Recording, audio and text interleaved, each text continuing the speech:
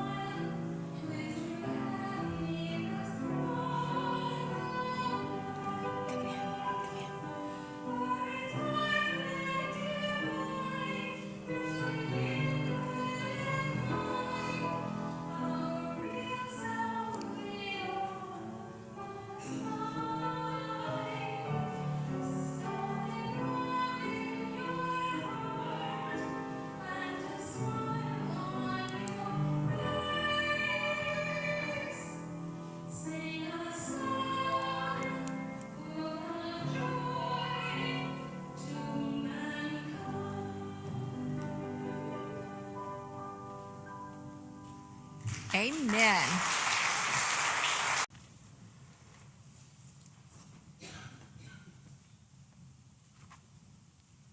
So as I read this morning from Genesis, it's chapter 24, and the first verses are 34 through 38. I'm using the Pew Bible if you're looking at that, and I'm not sure if it's exactly as what you're seeing on the screen. So if it isn't, just so you know, I'm reading out of the Pew Bible. So it's chapter 24, Genesis 24, and it's verse 34 through 38 to start with. So he said, I am Abraham's servant. The Lord has greatly blessed my master, and he has become great. He has given him flocks and herds, silver and gold, men servants and maidservants, camels and asses. And Sarah, my master's wife, bore a son to my master when she was old, and to him he has given all that he has. My master made me swear, saying, You shall not take a wife for my son from the daughters of the Canaanites, in whose land I dwell. But you shall go to my father's house and to my kindred, and take a wife for my son. And then I continue on Genesis also, in chapter 24, verses 42 through 49. I came today to the spring and said, O Lord, the God of my master Abraham, if now thou wilt prosper the way which I go, behold, I'm standing by the spring of water. Let the young woman who comes out to draw, to whom I shall say, Pray, give me a little water from your jar to drink. And who will say to me, Drink, and I will draw for your camels also. Let her be the woman whom the Lord has appointed for my master's son. Before I had done speaking in my heart, behold, Rebekah came out with her jar on her shoulder. And she went down to the spring and drew. I said to her, Pray, let me drink. She quickly let down her jar from her shoulder and said, Drink, and I will give you camels drink also. So I drank, and she gave the camels a drink also. Then I asked her, Whose daughter are you? And she said, The daughter of Bethuel, Nahor's son, whom Micah had borne to him. So I put the ring on her nose and the bracelets on her arms, and then I bowed my head and worshiped the Lord and blessed the Lord, the God of my master Abraham, who had led me by the right way to take the daughter of my master's kinsman for his son. Now then, if you will deal loyally and truly with my master, tell me, and if not, tell me, that I may turn to the right hand or to the left. and continuing on with 58 through 67. And they called Rebekah and said to her, "Will you go with this man?" And she said, "I will go." So they went away. They sent away Rebekah, their sister and her nurse, and Abraham's servant and his men. And they blessed Rebekah and said to her, "Our sister, be the mother of thousands of 10,000s, and may your descendants possess the gate of those who hate them." Then Rebekah and her maids arose and rode upon the camels and followed the man. Thus the servant took Rebekah and went his way. Now Isaac had come from Beer-lahai-roi and was dwelling in the Negev. And Isaac went out to meditate in the field in the evening. And he lifted up his eyes and looked, and behold, there were camels coming. And Rebekah lifted up her eyes when she saw Isaac. She alighted from the camel and said to the servant, "Who is the man yonder walking in the field to meet us?" And the servant said, "It is my master." So she took her veil and covered herself. And the servant told Isaac all the things that he had done. Then Isaac brought her into the tent and took Rebekah, and she became his wife, and he loved her. So Isaac was comforted after his mother's death. And thus is the ending of today's readings. Will come someday. I'll find someone, and how thrilling that moment will be when the prince of my dreams comes to me. He'll whisper, "I love you," and we'll share a dream or two, and I can't remember the rest of the words. My prince will come someday.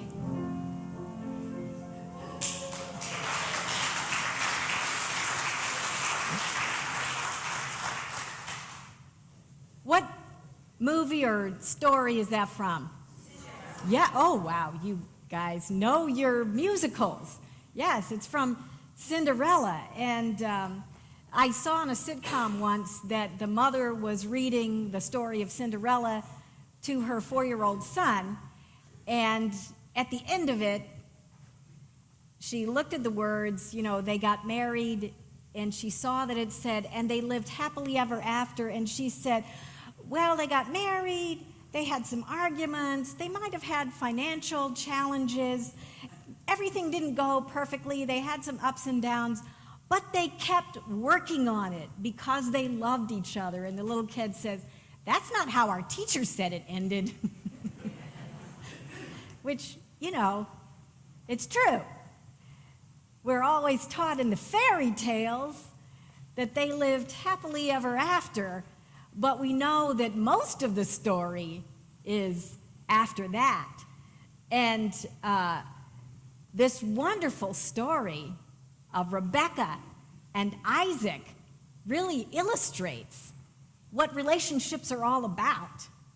We say in the traditional marriage vows, for better, for worse, for richer, for poorer, in sickness and health, to love and to cherish forever and ever until we're parted by death.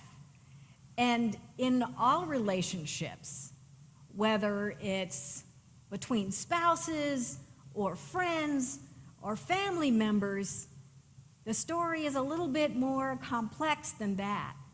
It's about the many faces of love. And in the story of Isaac and Rebekah, remember that Isaac, last week when we were talking, was almost sacrificed by his father. His father bound him up, put him on the altar, and then an angel saved him at the last minute. And it appears, it doesn't say it explicitly, but it appears that Isaac might have been estranged from his father after that, and his mother might have been estranged. Sarah might have been estranged from Abraham after that, because it says that they lived apart, Abraham and Sarah.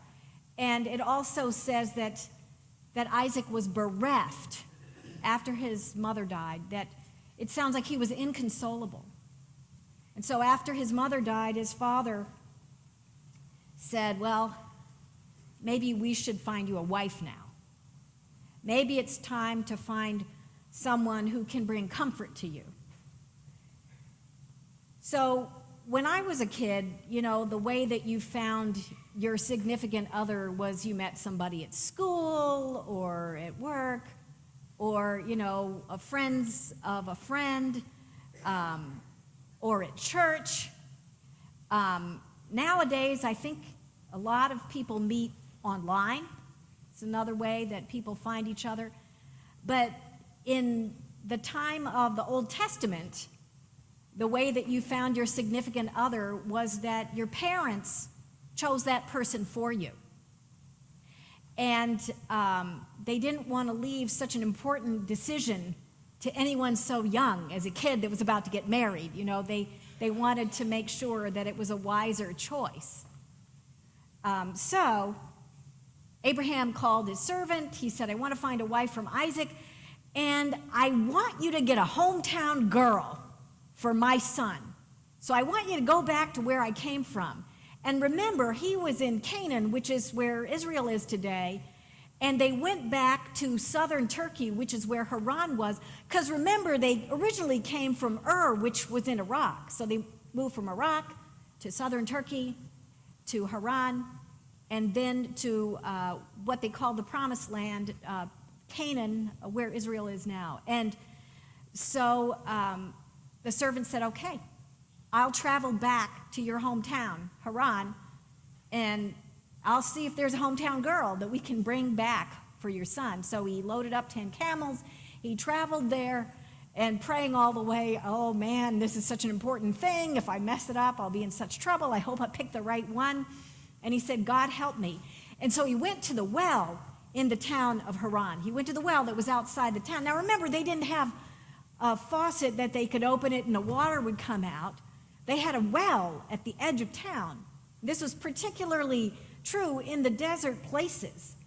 And the way that the family got water, the animals got water, was the young women of the household would go out to the well and they would fill up their pails and they would walk back all those miles, however far it was in the desert, with the water.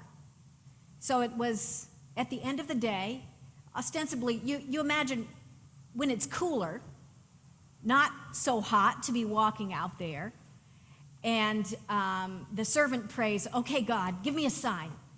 If the young woman comes out here and I ask her for a drink and she says, I'll give you water and I'll give you camel's water too, then I know she's the one.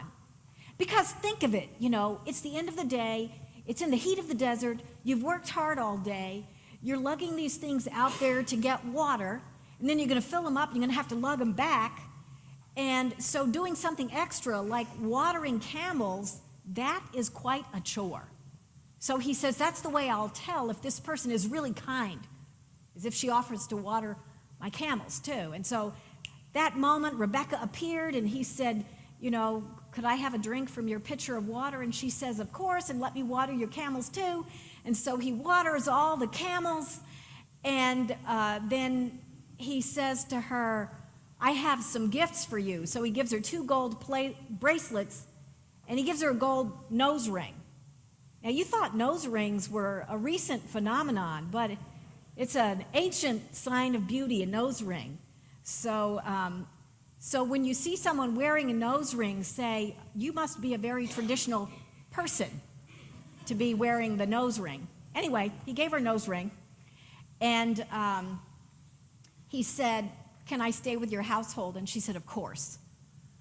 Because for desert people, you knew that if somebody had to stay out in the middle of the desert overnight, that it was life-threatening. So you always offer hospitality. So she said, come on in. And we know that her brother, when he saw her with gold bracelets on her arm and a gold nose ring, he thought, something's up here. He ran out to greet him. And we know her father was probably disabled in some way because he didn't come out to greet. And that's when the servant spilled the beans to tell them why he was there. He said, I have come from my master's house, from Abraham, who is your father, and your father is the brother of Abraham. And I have come seeking a wife for his son Isaac. And I believe that God has chosen Rebekah, and I would like to bring her with me. Now imagine that. You're a family, and you just know the few people around you, maybe 100 at the most. And these are the people you've known your whole life, except for occasional caravans passing through. And you know that if you go to this place where Isaac is, that you will never, ever see your family again. The mother will never see her daughter again, probably, except maybe once if she travels that long distance to that place. So what he's asking is pretty outrageous. But they say, okay, we'll think about it. We'll consider doing that. We'll consider letting our daughter, our sister, our beloved, our granddaughter Rebekah go with you. But we want to keep her here for a while. You know, we want to mull over the idea. We want to get used to the idea. And the servant says, no, I want to take her right away. I want to take her tomorrow. And they said, well, let Rebekah choose. And this is where you realize what the character of Rebekah is, like what she's made of, the kind of courage that she has, and the decisiveness, and maybe, you know, the intelligence too, because she says right away, I'll go. I'm ready. She had no idea what life was going to be, but immediately she spoke up because maybe she felt it in her spirit or in her heart, or maybe she had some way of seeing into the future of what it would be like. But she had the courage, without hesitation, she said, I'm going to go. And so the servant gave the family gifts that they'd brought for them, and they set out on the camel. And they traveled for many days. And then the story says she saw him from afar, and she stared. And it doesn't use many words, but when it says she stared, it implies that she felt something, that she saw this person. She didn't know who this person was standing in the field, but she felt some kind of connection with him. And so she said to the servant, who is that out in the field? And he said, that's your betrothed. That's the person you're going to marry. That's Isaac. And so she prepared herself as one would to be married. She put the veil over her face, and he was called to her. He never saw her face, and they got married. And it says just these few words, and he loved her. And he loved her. What an incredible miracle that was. And if you read the stories in Genesis, you know that Isaac and Rebekah is the great love story of the book of Genesis. Like all the other couples, you know, the men had a few wives or concubines. If you don't know what that means, look it up. I'm not going to tell you what it means. But you know what I'm saying here? It's in the Bible, so. All the other men in Genesis were not completely faithful to their wife, except Isaac and Rebekah. And so we might say, and they lived happily ever after, because we know they loved each other for their whole lives. We know that he was the great love of her life, and she was the great love of his life, except, you know what? They didn't live happily ever after. They lived through all sorts of challenges. There's 9 chapters in the Bible that tells you what they lived through. You know, first they couldn't have children, and then Rebekah became pregnant, and they fought with each other. And then after the children fought with each other in a womb, so it was a very difficult pregnancy. And then after the children were born, they didn't get along, and Isaac favored one, and Rebekah favored the other one. And so, you know, there was this kind of power play going on between them in their whole relationship. And we know that even though they loved each other for their whole lives long, it was a little bit of a tragic ending to their lives.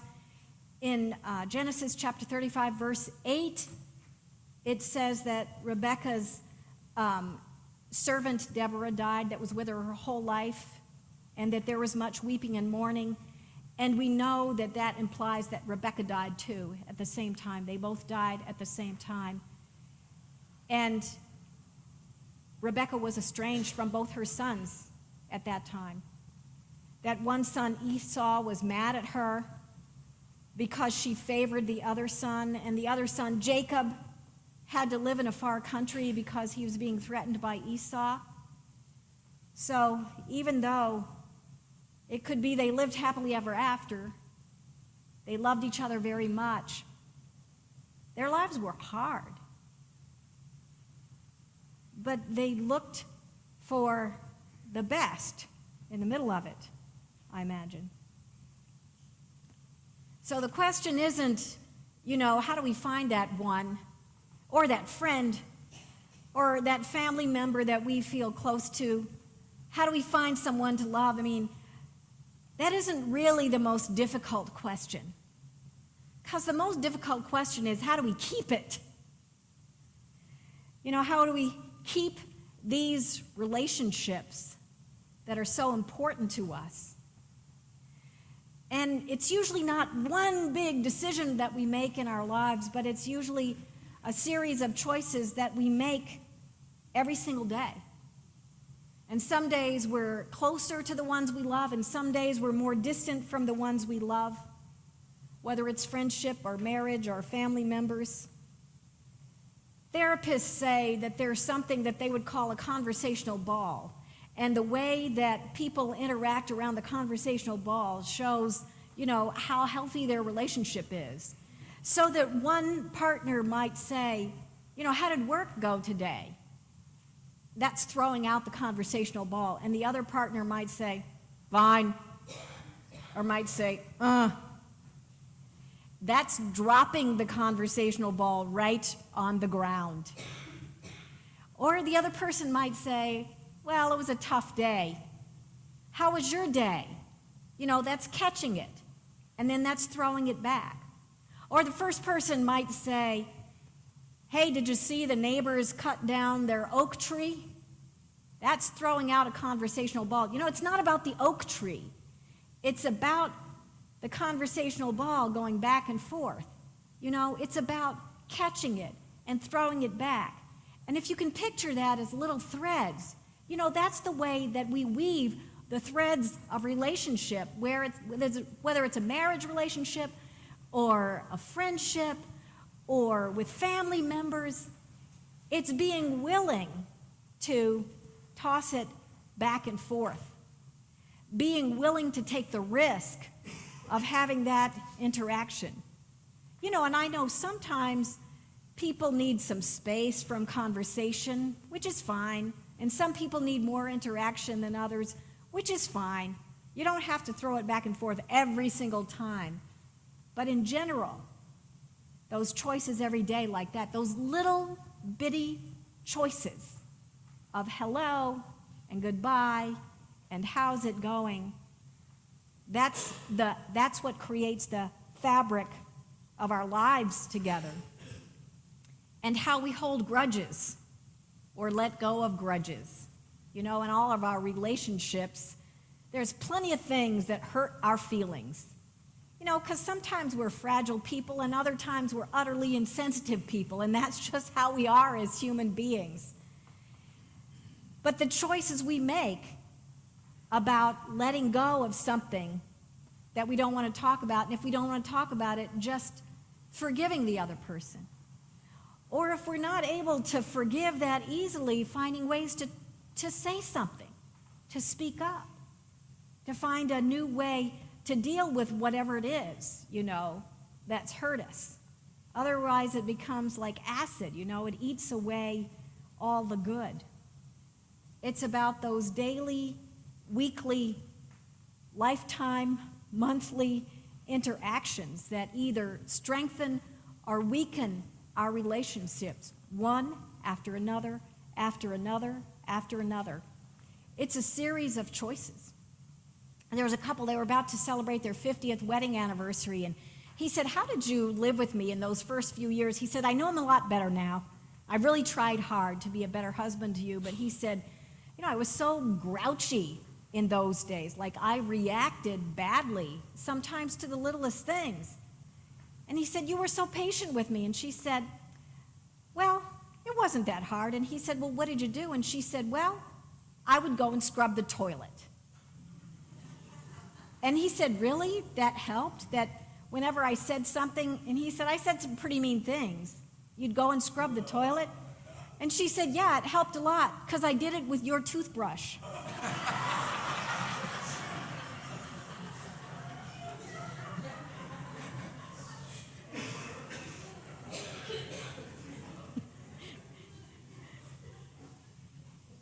It's about the give and take. It's about, if one person always gives and another one always takes, it's finding ways to say, "Hey, that isn't working," and having the courage to step up. And sometimes to step away. And there's no one right answer that fits every single relationship.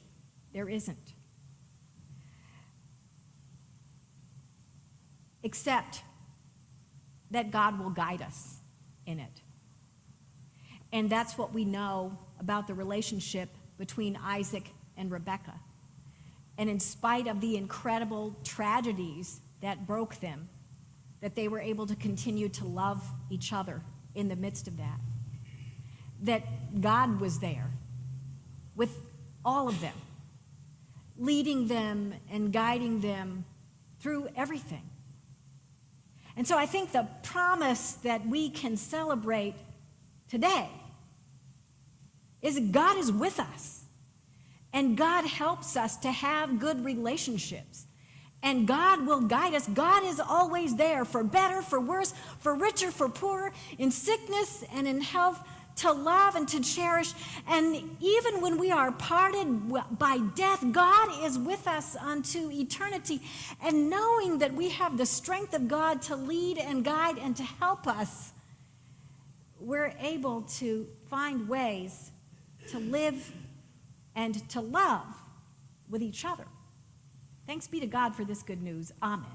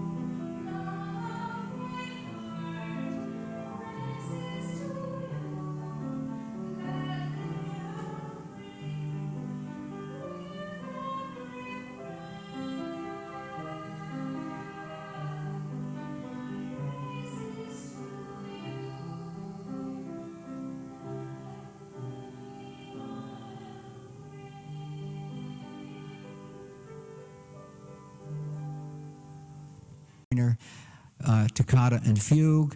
And any mistakes are my fault because I'm turning the pages, okay? Well, my fingers and my feet will have a lot to do with it.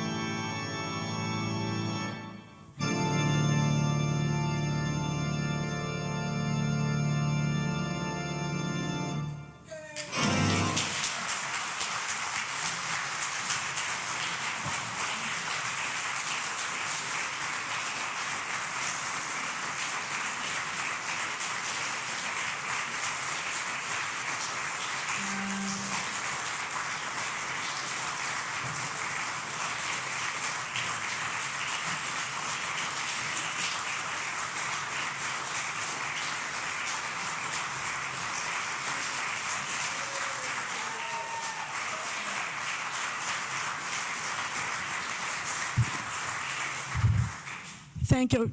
Is this on? Yes. Thank you, everybody. This is my son's wine this morning. My legs won't take the playing. There's supposed to have been a lot of pedaling in there that I was doing, as Al can tell you. I was doing with my fingers instead of my feet. But I'm about 84 and a half years old, and it's time to give up and let the younger people do it. But thank you for staying and listening to the whole thing through. Thank you much.